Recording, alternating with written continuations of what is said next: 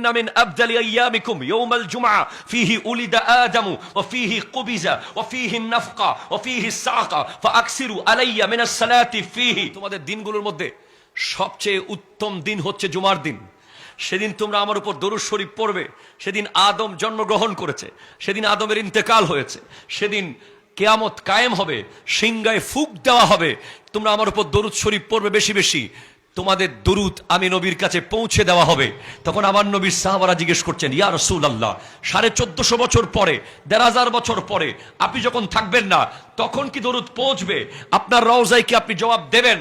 কিভাবে দেবেন? আপনি তো কবরে থাকবেন। নবীজি বলছেন, ইন্নাল্লাহা হাররামা আলাল আরদি আন তাকুলা আজসাদাল আম্বিয়া ফানাবিয়ুল্লাহি হাইয়ুন ইউরযাকু। নবীগণের শরীর টাচ করা জমিনকে হারাম করে দেওয়া হয়েছে। নবীগণ রওজার ভিতরে জিন্দা, সেখানে রিজিক দেওয়া হয়, সেখানে খাবার দেওয়া হয়। সেজন্য আমার নবী ইরশাদ করেছেন, ওয়া মা মাতি খায়রুল লাকুম। এই বাসকালীর মানুষ, মনকিচরের মানুষ, আমার নবীজি আজকে নাই, এটাও উম্মতের জন্য উত্তম। নবীজি বলছেন